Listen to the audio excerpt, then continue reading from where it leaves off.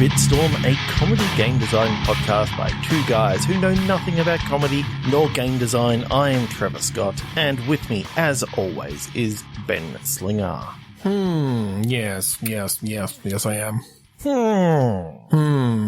How does that make you feel, Trevor? That makes me feel pretty good. That's good.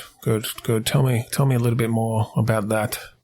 Well, I have a game idea that I want to bring up before we get into a regular click pitch, and I thought this might be the perfect opportunity to just spring this on you. Sounds good. All right, I'll come out of therapist mode. I don't know what got me into that. I think it's just because I leaned back on my chair right before we started recording, and it just sort of got me in that space. Okay, you've got a game design. So sometimes we do this. Usually we get random prompts, but sometimes we actually come up with ideas from our very own brains. Oh, who would have thought? It's an amazing thing. It's absurd that you could do that.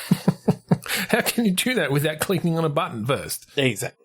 But somehow my mind has done it. Yeah, tell me about it. So would you like me to pitch you the idea? Absolutely. Give me the elevator pitch. Okay, the elevator pitch is the main character is just a regular old, well, not old, but regular dad. Gotcha. Dad bod and everything. He's a stay-at-home dad, and he's got a list of tasks to do. Okay. And as he goes to do them, all these mundane tasks, crazy and fucked up shit happens. How many kids? And all he wants to do is get home. How many kids does he have? Ooh, somewhere between 1 and 4. I'm picking those numbers randomly.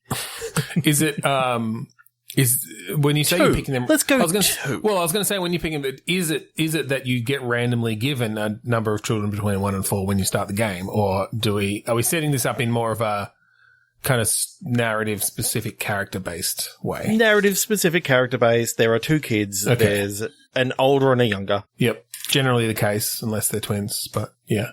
Which can happen, but even in that case, there is still an older and a younger, technically, just much closer together. Yes, it's very hard for them to actually both pop out at the same time. So it is very hard for them to come out at the same time, but not impossible. Like, it depends on the, I'm not going to go there. No, we don't need to do that this early on in the episode. Okay. So the mundane task that I was thinking. Yeah. Is go down and pick up medication. Okay. Go to the supermarket and get bread for sandwiches tomorrow. Now, is this very simple mundane Is this a school day? And the kids are at school, so you're doing this alone. It's not This is alone. Packing kids into the back of a car seats. I mean, there could be a mini game in which you got to Tetris the kids into the car. And make sure they're strapped in safely. I didn't say that. I mean, it just depends on what sort of dad score. Just depends what sort of dad score you want at the end. Ooh, that's kind of cool. If at the end of each little vignette, there's like dad score. How many dad jokes did you get off in the conversations? Because that is a key thing of this character. Do you get more? He has dad jokes galore. Do you get positive or negative dad score for telling a dad joke to an adult versus a kid? I know. Is it another dad? That's the thing. If you say if you say a dad joke to another dad, you've just quadrupled your score because that dad has now got another dad joke for his arsenal, right? To now tell his kids. I think we should. I think he loves you. I think we should make it clear as well. In my mind, dad is an energy that, on the most part, tends to be held by men. But I think there can be woman dads. I think there can be uncle dads. I think there can be occasionally a teenage dad who's not actually a father, but but has that dad energy. And so that's really loves what defines dad jokes. That's really that's really what defines whether a dad joke hits or not, is just how much dad energy that person has. Like I know quite a few people of the female persuasion who have heavy dad energy that they have. Oh, absolutely. Like, they love dad jokes more than I do. And there is a large contingent of people who have fathered children who aren't dads. Who are not dads. They're not dads. I'm sorry. You may have a child. You're not a dad. It all comes down to certain aspects, and dad jokes is definitely a big part of that. And on the smaller scale, dad bod. Yeah, I mean, dad bod is one of the factors. Again, I don't think it's very low on the scale. Yeah. Dad jokes is number one. Like, yes. Yeah. can you choose can you choose what dad you are at the start?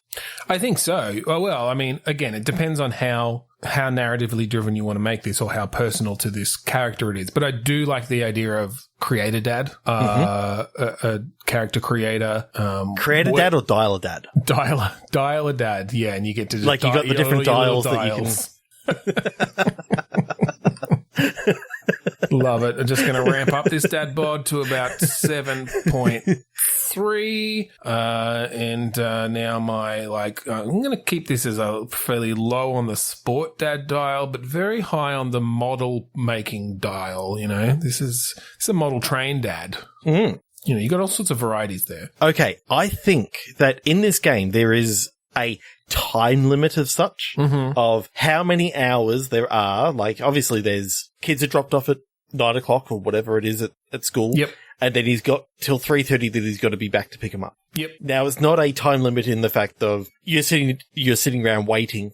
It's like you've got X number of things to happen, because I think this game is over a week. Yeah. Is this more? I kind of like the idea then of it's not a strict time limit in that, like, if you just sat there and did nothing, the day would just end. I think it's more around the tasks you choose to perform in that day, and you're trying to fit them in. Your wife, who is, you know, or husband, who is a corporate, you know, bigwig. Yep. So you've decided to be the house husband because, you know, the house dad. And so it's one of those things of there were certain things that you have to get done today that, you know, are going to make your partner happy and also make sure that the kids are actually going to be fed after school and going to be fed the next day. So you don't have to try and get out in the morning really quickly. But it also means that you're going to take some risk of crazy fucked up shit happening, because as old dads know, when you go out alone to go do something, like, stuff can go down. Everything goes wrong. Like, now, when you get in a car accident, you get in aliens attack. Like, this is the range I was trying to determine here. When you talk about crazy fucked up shit happening, are you talking about, yes, like a car accident, or you lose your wallet, or you run into an old schoolmate and end up talking for 6 hours? Or you run into a schoolmate, you talk for 6 hours, then he gets arrested because he's a serial killer. That's the type of fucked up shit I'm talking about. Okay, yeah. You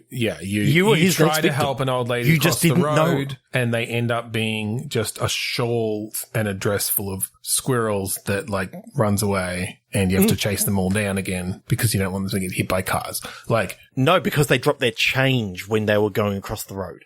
Right, and you need to give it back to them because you're a good member of society. Exactly. If you saw squirrels dropping change all over the pavement and you didn't give them back to them, you've just got bad dad karma, and you're going to go to dad hell. Yeah. BDE. Bad dad energy. Okay. I like this a lot. Then, so is this then about, does each task you have to do in a day have different factors where there's some sort of risk factor of how wild it might get? You know, it might seem simple. I think rather than a systems-based game, this is a predetermined, the fucked up shit is going to happen. Like, okay, I kind of like the choices of being able to fill your day during the week in different ways. You can fill your day and go to these things, and then you may go, oh, I missed out on, like, bees attacking, like, a worker in a bee suit, but they got inside the suit and he's running around everywhere. They're just all inside the suit. All of the whole swarm managed to get inside the bee suit. Inside the suit. In fact, they thought that when he came back, that maybe it was just the swarm. Just in the suit. Walking around in the suit. Because they saw a guy, rather stung badly, sneaking away in the background. So is the point then here, though, that you are using dad skills to solve these problems? And what exactly are those dad skills? Barbecuing, being able to open a frothy without having an opener. Right. Undermining your partner's desires on how to raise the children. Maybe we won't keep that one because that's kind of part of that BDE again. But only but maybe you have to go to the dark side a little to solve these problems. It's like, okay, kids, yes, I picked you up from school, and yes, we got abducted by aliens, but don't tell your mum because I'm going to right now give you some chocolate. Secrets. But see, it depends on how good the dad joke you were able to learn from the beekeeper suit man. Okay. Did you learn his dad joke? Every single person in this world has a dad joke.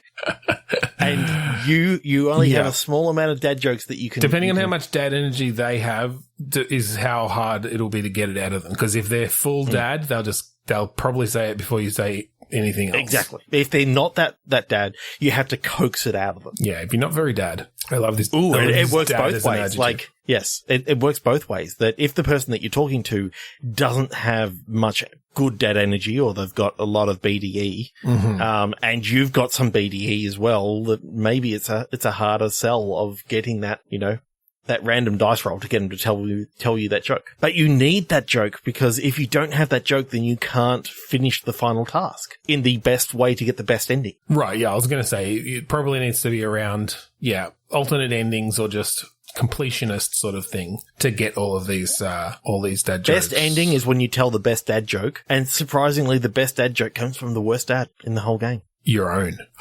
Yeah. Oh my God, I was about to say that, you bastard.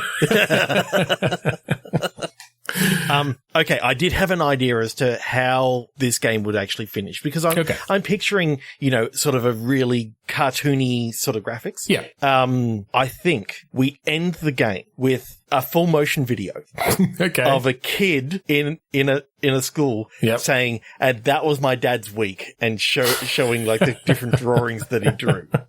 And it's like, that's pretty good. The kid basically, has it's his imagination about what it's his imagination as to what his dad does when he's at school. Yeah, that's cool. I like that a lot. And it's a week in the life of dad. Yeah, the life of dad. Is that what we call it? Or, given that dad quest is already taken by someone else. Do we just call it big dad energy? Dad energy? No. Dad energy. Dad energy. No. But I know, I really like this idea. I think it's really quite wholesome, and if you get the puzzles right, like, you can have some pretty fucked up things, but you can also choose the right tasks to do. Yeah. I mean, if I'm being honest, I don't have a firm handle on how the gameplay works in this game, especially, but I think you are essentially talking a series of wacky mini game kind of, or adventure-y puzzle solving kind of vignettes. I think it's some nice little cartoony moments in each of them, and it's one of those sort of things where, as you go to a task, everything that you need to solve the puzzle there is within that vignette. Like, you don't need to have picked up, at home I didn't pick up my wallet, so therefore I'm stuck when I get here. No, we're not doing like early Sierra level fuckery. This is one of those things where you get into a room and it's like, okay, everything I need to finish this puzzle is right here. Yeah, and it's more about the joy of finding all the wackiness and getting the dad joke out, discovering the other dads, whoever they may be, male, female, otherwise, child. Adding them into your dad book. Elderly person. You've got the... Is that a physical dad book, or is this a social network for dads? It's a social network on your phone called Dad Book. It's a dad book, dad space, Dadstar. Dadify. Spotter Dad. Dad FM. Spotter Dad. Dad Chaser. There you go. You got it. Dad Chaser. Actually, that's the dating app within for dads. To find other dads, not to find, like, to hook up, not to hook up. Like hook up in, like, fishing. Hook up in barbecue terms. Yeah. That you hook up a steak and then, hook me up with a steak. The sex comes for free. Yeah. Yeah. All right. This has inspired me a little. I think we'll move on to regular click pitch, but I think this whole podcast already, I mean, you and I are both dads. I think that game's giving us a lot of dad energy. I think let's a lot of good dad energy. A lot of good dad energy, some GDE. Let's roll with it. Let's have every game vibe on that dadness in some way. Yeah. That positive dad energy. That the dadness that has, like, a good bit of healthy competition that, is slightly embarrassing to your children. The dadness that is obviously embodied by dad jokes. The dadness, though, that also comes from cheering on your own kids or your own family and support, finding the joy in supporting them and helping them. Yes. That sort of... And putting down others. Or is that coming under the bad dad energy? I think that slips to bad dad energy, unless it's in the form of a dad joke and is more razzing them. Because then, there's you can have a little bit of... There's a fine line between a razz and a burn. There's a fine line. You know, that's not how that song goes. Yes. Okay, so Ben, how does the game Click Pitch work? Well, I've forgotten.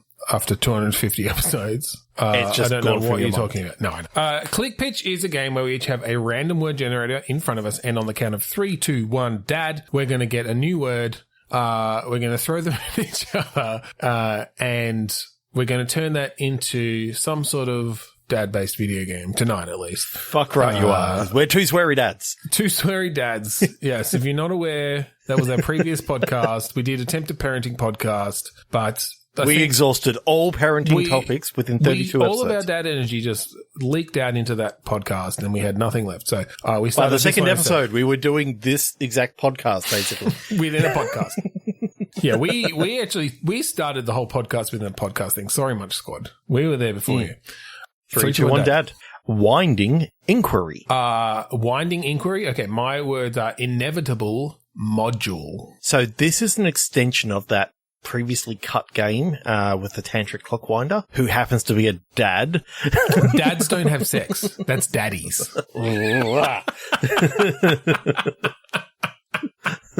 No one's got a sugar dad. I'm just saying. Ew. Winding inquiry, was it? Yes. For some reason, like, module makes me think of just building things, whether it's like in space or under the water or, I don't know. Is this some sort of sci-fi space dad? Yeah, some sort of sci-fi space dad. Now, is he the dad of a kid, or is he the dad of like all space? Like he's a god, space dad. Is this a god builder sort of game where you play space dad? I know you don't like this that much, but you play space dad and all of your like citizens are your children, and they worship you with dad jokes. And pray to you, but in the form of, "Hi, Dad, it's me, hungry." Like, can you talk to me? 3 to 1, dad, because that one's really not going anywhere. Pinched capacity. Oral Nick. Good old Oral Nick. Love that guy. He talks a lot, that's all. Pinched capacity. This brings me to something that is dad adjacent, which is gardening. Because when I say pinch, I'm thinking pinching the hose to stop it. Right? Yes. And the talk back that you get from your kids when you do that while they're washing your car, and then you let it go right as they're looking at the hose. They're looking in it. What happened? Or you've got the other side of the dad who's like, "Don't pinch the hose like that. Like you'll bend it and it won't work anymore or whatever. You're weakening the hose." I hate dads like that. Yeah, that's some... Have fun. That's some bad dad energy there, I think. So they're drinking from the hose. They're drinking from the hose. That's where we're going to go with it. Okay. I could see some sort of... dad prank show. Well, no, I was maybe thinking some sort of couch co-op, couch competitive sort of thing with hoses running everywhere and the ability to, like, pinch a hose to prevent the other team from, like, filling something with water or... Yeah, you sort of kink their hose and then you unkink your own just to continue yours filling and... Yeah. So you're sort of having to trade off between preventing them from doing what they're doing and you doing what you're doing. And maybe some nice, like, hose physics of it getting sort of wrapped around stuff in different places. So not only, it could just be as simple as, this team's hose is plugged in here and they need to fill this bucket, and this team's hose is plugged in here and they need to fill that bucket. But if you're running around here to try to kink that hose, you might have to run back to untangle your own hose to even be able to reach your bucket and that sort of thing. Like it's limiting you to how far you can go around different obstacles and things. Ooh, I think I like this idea, but what I want to add in is some of the obstacles, you can push a button and it literally pulls it, like, because it's on a track. So it's sort of like, it pulls the obstacle far away and kind of pulls the whole thing taut. So you have to yank a dad back. Oh, yeah, you can yank a dad. And the idea is that, that, you now have to release the strain on this hose to now be able to get it away from this, so that there's an extra thing that you need to now do, because they happen to, get it just over this one obstacle and pull it taut. Yeah, well, I think you could have things like, it might not just be that it's on a track going sort of horizontally, but like it goes over something that can lift up then, and so it'll pull that hose up and again yank it back. Okay, what are these dads fighting for? Are they just trying to... I was thinking, are they fighting for the lives of their kids? But, I'm like, that could be a bit dark. Yeah, I was thinking a bit more lighthearted than that. I guess... Lives of their kids from the point of view that if you win, you get the money to send them to college. See, it's their lives, their livelihoods. Well, and the fact that it's strapped to like a gallows and like at any time they can just go think and Jesus, true. Well, I think we need to tie it into like what is it that they're doing with this water then that is solving some problem or having them win something, right? Like, are they just trying to like, is it just a competition, a friendly dad competition about who has the best garden? And so like you need to water your garden, or are you trying to put out a barbecue fire? Before the steaks get lit on. Yeah, before you ruin all the meat. Oh, no, not those steaks. The ones the kids are tied to. Oh. Put another steak on the barbie, would you, mate? But my children. I've run out of children. It's okay. I was going to... staked. When you said about more water, I was like, what? Are you waterboarding them too? Trevor, this is some bad dad energy that you're displaying right here. You've gone a bit too far down that slippery dad slope to the I'm sorry. Dark dad side. To the dad side, yes. Yeah, no, I think the hose physics, the kinking of the hose. Now, can you unkink a hose just by pulling on it though? Like, is there some strategy around, okay, they're a bit wrapped around this corner. So if I kink it before that turn, they're not actually able to unkink it because they're not going to be able to pull it tight enough because there's like, it doesn't pull as hard around a corner because of the friction or whatever. Or if you kink it and then you pull it straight, it's like it's got that kink really firmly in there, so it's really hard to sort of undo it. Yeah, I guess that's how far we want to go with that level of physics on it. Is there a button to have your dad look into the hose when it's not running? Just to tempt the other player to unkink it. Like it's sort of it's almost a bit of a playing chicken kind of deal. Yeah, because it can take a few points off your score if you get hit in the face. Yeah, like not just a few, it can take a lot off. Like it just literally halves your score straight away. But if you could tempt them to come and unkink. Because maybe you've only got a certain amount of kinks or kink energy. And so, like, I'm just imagining he's looking right in there. Like, his eye is open and he's looking directly into that hose. Can you resist? Can you resist? Can you come back and you unkink it? But the thing is, if you unkink it and he moves it on time, he's right near his garden. Like, he's going to get those tomatoes watered. Now, in like competitive play, it is really, really important that you are good both with your timing of the unkinking. Yes. Because if they prematurely remove it away from their face, they may go back for it and that's when you get them. Mm-hmm. But if I'm thinking that as one of those things that you got the meter that comes up that you got to get within the green zone to get it away, because otherwise it's like you did it too early and it goes up in the air and hits you on the head. Resist. Dads can't resist. Yeah. So there needs to be a challenge to not be looking down the barrel of a hose, an empty hose. As if you could as if it would help at all to see why it might have stopped. It's when you see the spider that comes out that just freaks you the fuck out. Because it was spider and hair clogged up in there all along. 3, 2, 1 click. Sure. Immune directive. Unsatisfactory metric. Is this a game in which there's a character that is immune to daddish charms? Okay. And there's a directive out there with the Department of Erratic Dads, or Department that'd be DED. Yeah. Department of Angry Dads. Dad.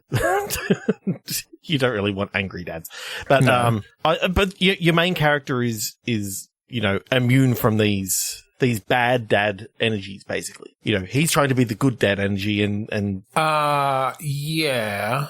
I don't know where I was going with it. Metric. Let's click again on that one. It's a shame because I really like immune direct. Oh, this could be interesting. Terminated baggage. Undefined swearing. Okay. This is definitely like going on holiday as a family. Going on a holiday. Family. And literally, you've lost the baggage. The baggage got lost. Like, there's a difference between you lost the baggage because you left it with your child, and now your child's still here, but the baggage is gone. Or you get to your destination and the bag just isn't on the carousel, and you're standing there, you're waiting. Yeah, so is this a kind of comedy of errors kind of story? Is it a bit of a National Lampoon Vacation sort of situation here? With a bit less mean-spiritedness than Chevy Chase tends to have in those movies. I feel like they're a little bit harsh at times, but just in the general sense of family on holiday. More razzing and not burning. Yes. Yeah. And less infidelity. You on a holiday, shit goes wrong, and this is about kind of trying to, it's that lovely story of like the moral is, find the joy of your holiday still from being with family or whatever, even though nothing went to plan, essentially. Now, how does that play out? Are we talking narrative adventure? Are we going through levels where you're sort of like trying to herd your family around and get them to do the right things or use them in different ways? Okay, is the first thing that you open up on all the family coming into like this rundown motel in the middle of nowhere? Right, because it's all they could afford because they lost all their traveler's checks. Is that still a thing? I don't know. Yeah. Basically, they've arrived at this motel, the door gets kicked open and this big sort of figure is carrying what looks to be a body. Okay. And then the light sort of falls on it and it's just a sleeping child and he places it down in the... Right. Yeah. It's nice little switcheroo. Yeah. Nice little switcheroo. And it's like, it's just a dad, looking after his son who fell asleep in the car. It's a small body. How many... I think we go with 2 kids again for this thing because... Yeah, I think that's pretty typical for... Do we have a partner or do we just make this a dad and kids, maybe? Is this the dad adventure? The dad venture. Dad venture quest. Adventure time. I think we've gone a little loopy in this episode. It's all that weird dad energy. There's a lot of weird dad energy in the air. So are you saying, okay, I like that as an opening scene. Is that the start of the story, or is that like a midpoint in the story, and then we? It's a midpoint of the story, and we get to show back. Yeah, it's the typical thing of you open up halfway through the story, and it's like, let me tell you how we got here, and then it goes. But I goes like back that. to you arriving. I like that opening I think he kicks the door open. It's pouring rain outside. He's carrying this body. You can't. It's in silhouette. You see the lightning go in the background. He's wearing like a yellow like raincoat and hat and poncho or something. Yeah, that sort of thing, and carrying what looks to be a rain-soaked dead body, but really when the kid sort of reaches in and turns the light on, and the older kid is awake, and the younger kid is actually fast asleep. Yeah. You then hear the snoring. Yeah, of course. And that's when it like boom, and then you've got conversation between the dad and the older kid of like the kid complaining like, "What, this is dirty, like why do we have to stay here?" The dad giving some exposition then obviously on, well, where else do you expect us to go? Like, we don't have any money, and we don't have any of our clothes, and we don't have our tickets for Wally World, whatever the fuck it was. Like some sort of like a theme park or whatever. He was he was doing the big trip with his kids. Like single dad perhaps, or divorced or whatever. And could even just be wife is going to meet us there. Like she had to work a little bit longer. She's going to meet us there, and we've got a time limit. She's there. She's there for a business trip, and we're going to do this road trip to meet her there and have this big family holiday. Yeah. Okay, I like that because I like the idea of this is a family trip. This is a fun trip. But then the fact that they lost their luggage, which means that the kid doesn't have his Nintendo Switch anymore because that was in the luggage. Oh yeah. Yeah, these kids are not happy. Yeah, they don't have any of their regular This younger child electronics. Fell asleep after 4 straight hours of just crying and screaming because of how upset they were. But then I think what you could actually have happen is, this whole trip is a bonding experience for, I think in this case it's 3 boys. It kind of feels like it's going down that sort of route. Yeah. But yeah, the idea of, it's not about the destination, it's about the journey. And yeah, of course. I think you've got a fairly standard arc to it then. But I think that can be fun to do in a game and experiment with how we play that out. So are we talking, it feels adventure gaming to me. It feels kind of, or like third person. It feels kind of full throttle to me. Like the different little vignettes as you sort of go, you sort of reach this area and then there's maybe you can go out and do something in this little area trying to fix the car or something like that. And then it goes on to the next bit. And it's down the road a little bit like you said earlier, where it's more the relatively self-contained areas. You're not traveling back and forth between, you different, all the different locations that you can end up in. You've got, a few locations or a few screens per location as you are on this road trip. Essentially, you start showing what happened to get to that point. All right. So what are some of the places that we can go along the way? Like, where do we start? Do we start Roadhouse? Do we start minute 1 of this trip and they're all excited and, I like the idea of you see the sort of bratty kids that they were, like they were entitled and all this sort of stuff at the very start, like all about, but Dad, I want to bring my Nintendo Switch on the plane. And it's like, no, we're going to pack it away. And then, the idea being that, this kid doesn't want to even go 30 minutes without this thing. Yeah, and I think like, there's definitely that pack it away classic tension of the dad is trying to make this a bonding experience and spend time with his kids. The kids are being kids and want their screens and their, or their food or their, lollies and whatever. How old are these kids? Are you thinking like 10-ish for the older one, 10 or 11? Yeah, 10 or 11 and 6. Yeah. Or 6. 10, 11 and maybe just go 2 years younger or maybe 7, actually. Maybe like 7. Just trying to think of the different sort of attitudes that you'll get from those different kids. But yeah, I think like 7 and 11, 10 or 11. Cause then you've got the older kid who's like heading towards puberty, but isn't quite there yet, but is like, there are social, pressures on them starting up, a lot more of that sort of thing,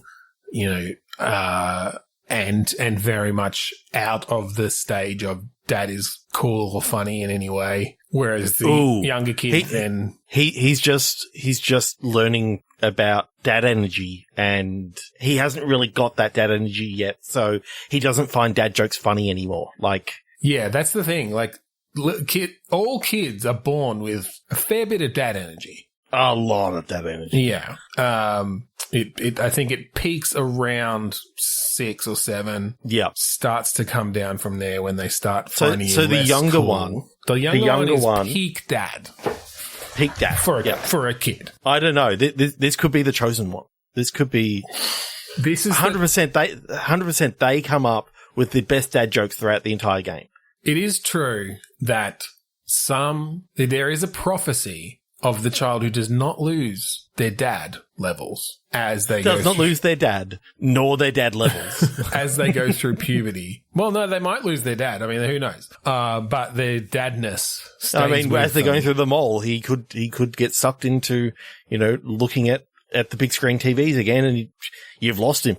He's gone. Like, he's gone. He can't resist when... You'll see him tomorrow. Yeah. Maybe, if you're lucky. But it doesn't matter. Because this kid is full of dad. He looked into that hose and he never looked back. When you look into the hose looks back.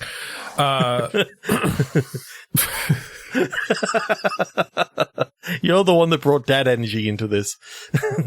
No, I didn't. Yes, you did. No, you did. Into this game, I mean.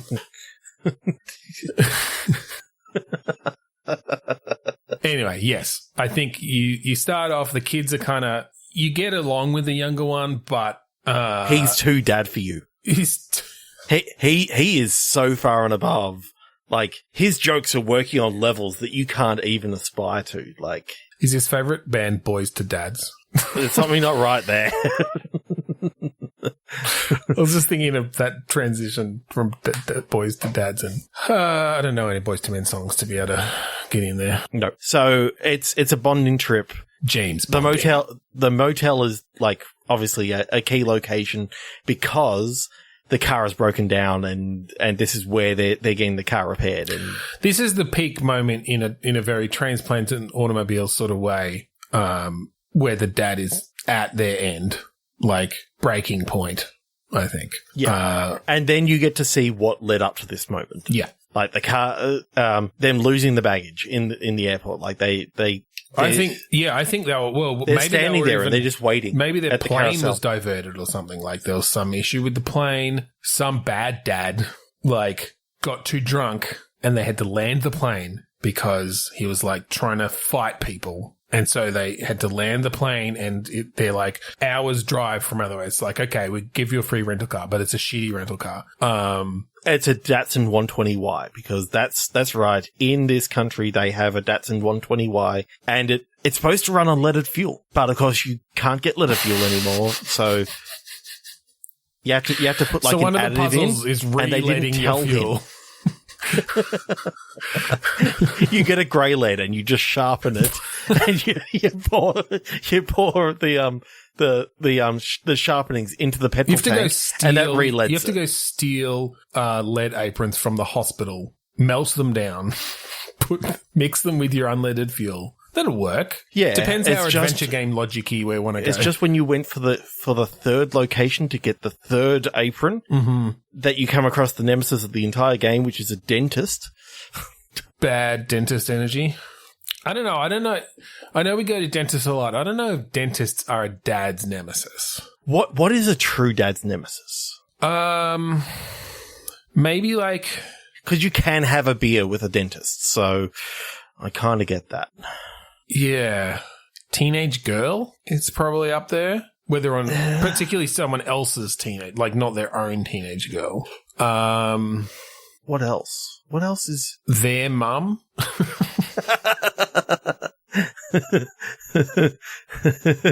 Oh God. Their reflection in the mirror, where they don't think they're living up to their great dad, to their granddad, great dad. Well, to their great dad, which is their father, their late father, who was the best dad in the world. Right. We're talking about this specific character now, not in general dad's terms. Or the person they identified as dad, because it could actually be, Yeah. Yes. You find out that, this dad who they look up to is actually their stepfather who. Yeah, who stepped up. Yeah, for sure. We haven't talked about the swearing. So the swearing comes from the fact that every time something goes bad, he swears his fucking head off. I think there's, because I think that swearing by itself doesn't evoke bad dad energy necessarily. It's because it's all about context. And I think there's actually a lot of maybe neutral dad energy in swearing in general. And then depending on context, it can go good or bad. But there's definitely, swearing is definitely very dad-like. So yeah, I think. Fucking oath. Do we put in a whole like swearing interface of some sort that you get to use? It's like a rhythm game almost that comes up whenever something goes bad. If you hurt yourself, you get to push different things, and the redness around the screen gradually fades as you swear, because it is clinically known the more that you swear, it's true, the less it hurts. It's true. It is a fact. So the face buttons all become different swear words, and you can do combos. Do you have to?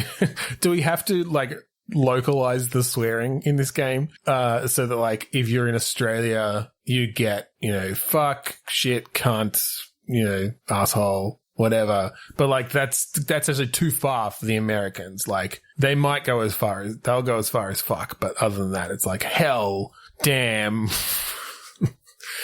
Heck. HE double hockey sticks. Yeah, there's an option at the beginning to go full Flanders. Diddly. Just every face button where it's like diddly diddly diddly doodly diddly doodly doodly day daddly dally doodly dally diddly diddly doodly. Dang diddly doodly deal. Ding dong diddly damn crap. Oh my god, we slipped into the non-Flanders mode. That's when you successfully complete the combo. And then Dragon Ball Z, like, the hair goes all up and, there's an aura around and dad mode activated. Just all that dad energy just... And there's just a fighting swelling. 3, 2, 1, dad. God. I'm semi-regretting all this. There's just too much dad energy in this. Oh, God. Circular spitting. Lenient eternity. Ooh, lenient eternity. That's a fun phrase. Given the paradox there. It lasts for eternity, but it's kind of lenient. Like, it doesn't have to. Yeah. A little bit, could be a little bit less than eternity. Bringing some bad dad energy here, but it's like, it's a dance recital. Okay. And of course, we know something about dance recitals is they literally go for eternity. Yes. It's a like, because you fact. only care when your kid is up. Yeah. At all other time, it's as if time has stood still. Yeah. Okay. I do. So it's eternity because it's like literally this whole thing isn't continuing on because you have to work out how to get this group off stage so you're one step closer to your daughter being on stage. Or son. Or both. I don't care. Yeah. I do like that. Whether it's a dance recital, like a school play or some sort of recital, I guess makes sense. Okay. I definitely like that idea. What sort of gameplay is this? Like, is it literally you are having to perform a sequence of ruining the acts? Hitman-esque.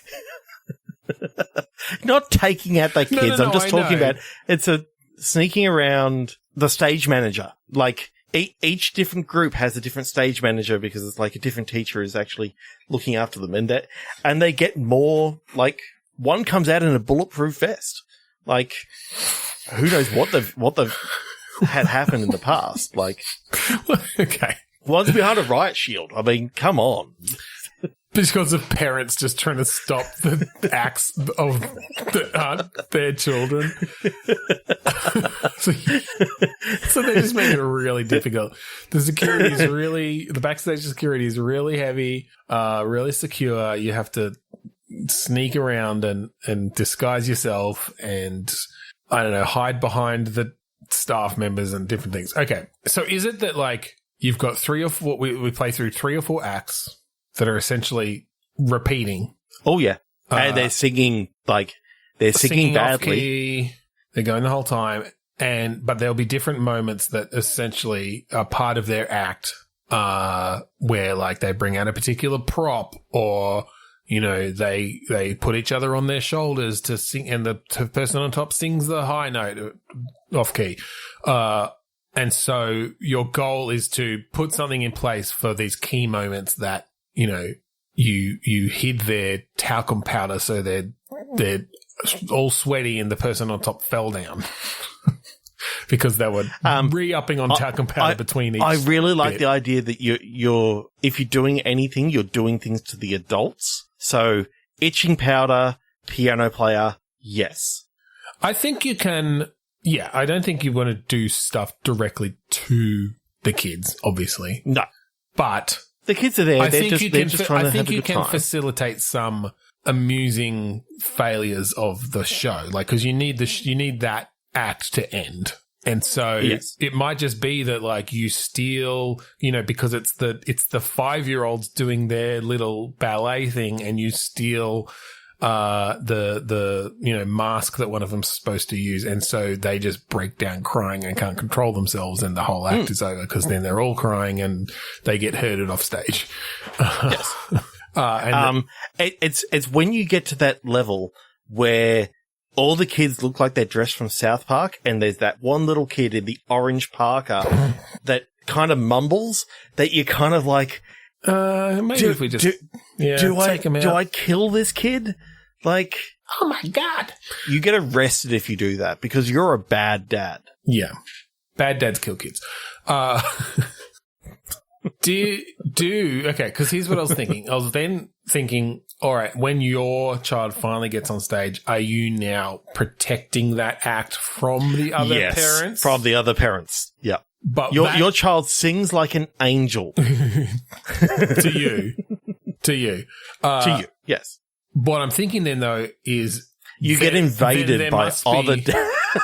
Then there must you get invaded by other dads, kind of like in Deathloop, where another Juliana can come and.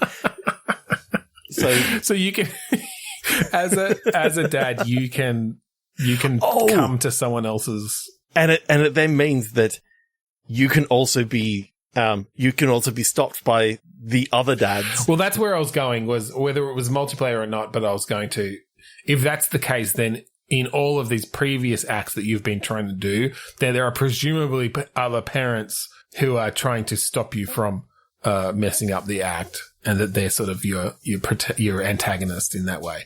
The multiplayer thing is interesting. I feel like it would be hard.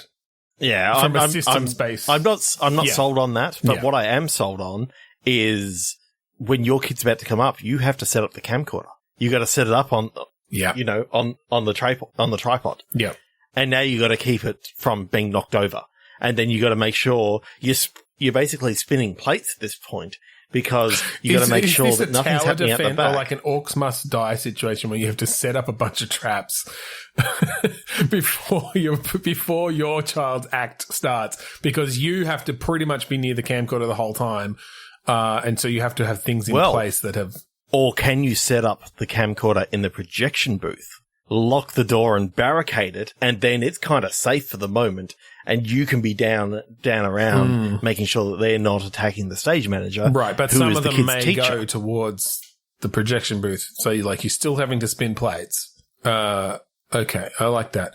I kind of like this idea, which is only slightly related here, but when you talked about dads invading, of a dad multiverse. I'm not sure what to do with that. I just like the idea of it. Is that the Doltiverse, or is it? Yeah, I was trying to think of a good pun way for it, but the father, or is it one of those things that Fatherverse? Yeah, that's kind of cool. Father doesn't have quite as much dad energy as the word dad. Yeah. Funnily enough, kind of like in pinball, where you get multi-ball, you get multi-dad, multi-dad. 13 dads all come, It's like the Burly Brawl in Matrix Revolutions or whatever. All the dads just piling on. Agent Smith style. Yeah. 3-1 dad for one last time tonight. It's the final count, Dad. Dragging fender. Careless eccentric. So it's an eccentric dad who had a fender bender and is trying to get his car fixed. Yeah, so look, we haven't touched on cars. There's definitely a lot of dad energy around cars. Not for us, but for other dads. So you and I don't have a lot of some of the more, I guess, dad energy. Yeah, there's certainly that sort of style. We're the nerdy dad energy. Yes, you and I have got a lot of nerdy dad energy. There's some stuff that transcends. There's a plethora of the dad joke stuff. Energies. The dad joke is the main thing that I think, transcends your specific kind of genre of dad. But yeah, cars. I think we can riff on that a little bit, even despite our personal interest in cars as dads. So they've had a fender bender. You're saying? Yes. because they were being careless. Is that where careless comes in? Or someone was. I thought you said hairless. No, I said careless, but let's go with hairless. Because that's I thought you said hairless. That's also very dad. Having some male pattern baldness. Eccentric, hairless is what I thought that your two words were. And I'm like, they're kind of cool words to have. And hairless, like, that brings up... I'm sold on hairless. It's fine. Yeah. Unlike yourself and I, which have very bearded, like, facades, they've gone for the smooth as a baby's bottom, hairless, like, no hair on their face at all. Yeah. Or head. They're balding, at least. Maybe you get to decide. Maybe you get a character creator again, and it's either balding or you've shaved it because you're balding. Okay. Does the hairlessness play into it in some way, though? Is that where you're bringing this, or it's just I was the character? thinking that's part of the character, but it's still it's a defining feature, that the fact that people say, "Oh, notice you don't have your mustache anymore." Like, they were known for having a mustache, and now they've gone hairless, and it's their character trait now that this is something that people bring up with you. Okay. Turns out they shaved it for Movember, but that they shaved it to do Movember so they could regrow it, right? Yes. So across the course of is this game set across November? I think every day you're going back trying to get your car back, and trying to decipher, So what's the game here? So is this a dad without their car, and that's the tragedy here? I think it could be that maybe they're borrowing cars from friends, and kind of this is the weirdest pull I've ever sort of done, but kind of like in a Juice Bigelow male gigolo sort of thing, where every car that they sort of borrow is like what they're considering to be a little bit weird, or okay, so this is this is a dad starting to recognize the sort of the value of other types of weird cars that they otherwise would have just previously not valued, like that potentially. I don't really want to drive this minivan. Like, it doesn't feel as good as my Trans Am or something like that, just a real, or my Camaro. I don't know enough about cars or whatever. I don't know enough about cars to know what's a dad car. Do we bring in the people then as well? That maybe they're not just borrowing these cars. Maybe they're carpooling in some way or getting lifts from these people. And so but their cars match that person and their personality. And so it's sort of about, that sounds good. It's sort of about those relationships growing as well. And it's this, it is this dad who had a bit of bad dad energy because he was deep in the car stuff. And I think that can cause some toxic masculinity sort of stuff to come out when you get too fixated on it. And so it's him realizing that and opening up to other that maybe there's more to life than just cars, and the fact that their kids aren't into cars is actually not the worst thing in the world. Like, and maybe one of the things that actually says is his son's not into cars, but his daughter comes to him at the end and goes, "Dad, can you tell me how an engine works?" Yeah, can you? And he's just like, "Oh, yes," it's sort of like, and his mustache grows all the way back in an instant from all that dad energy. And it's one of those, big handlebar ones. Yeah. Okay, is this a game that does maybe this game just take place like mostly in the car of like during these rides? Is it a sort of very dialogue driven narrative thing in a way?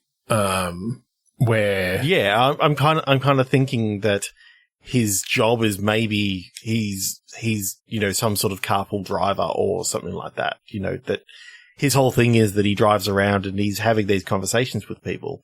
Well, I was more thinking because with the point being like he's going into different cars, so I think it's more just he's having to like call in favors or get favors from people to just drive him to work or whatever every day because his car is in the shop.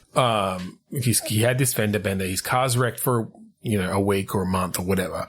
And they say you can borrow my ute as long as you go down to Bunnings and pick up, a few 2x4s and a snag. Now, the question is, are the onions underneath the snag like they now have to be? Or are they on top and they make people slip over and Well, I mean, I think that's a choice that you'll have. I don't think you get a choice. I think it's forced to be It depends under. it depends if you slip a fiver to the person putting the onions on. But then it gets all over your lap when you have another fender bender, and that's why you need to get the next car, because every You just time keep crashing these cars. you're just a shitty driver. You're just a shitty driver. And that's actually the moral of the story, is you have to accept that you're a shitty driver. And maybe you shouldn't be driving a car at all. Tractor. Golf cart. Go-kart. I don't know. All right. I think we might end that very dad-heavy episode there. I'm sorry if you do not like... maybe we should put a warning at the start of the episode. Warning, very heavy dad energy in this episode. Warning. We could do that. Maybe necessary. But look, if you want to hear some of our other episodes which have far less dad in them, other than the fact that we're both dads, but we don't talk about it nearly as much in our previous episodes. There was actually another game that I started thinking about today, which was a game between the father and son reconnecting over like, a car trip, if you remember that one. Yeah, we did. We did one like that. Well, the other thing, and we're right at the end here, we're not going to go into this, but when I was thinking about dad games earlier today as well, my son just started playing one of those like games where you merge stuff, and I was like, oh, what if you like merging types of dads into more powerful dads? But I wasn't quite sure how that was going to go, so maybe we'll leave that for another time. Ooh, that's insane. We'll leave you on that thought of merging dads into more powerful dads. Go to podchaser.com/bitstorm and listen to some of our previous episodes. Do you like the music that we play at the start and end of our episode? You can go get that for free. The band is called Kuradust, the album's Containment Failure, and it's on Bandcamp. The song is Mount Defiance. Check it out. That's right. So thank you again for joining us this week on Dad Storm. I'm Ben Slinger. I'm Trevor Scott. And I'm hungry. Hi, hungry. I'm Dad. Oh, fuck. Set you up for that one.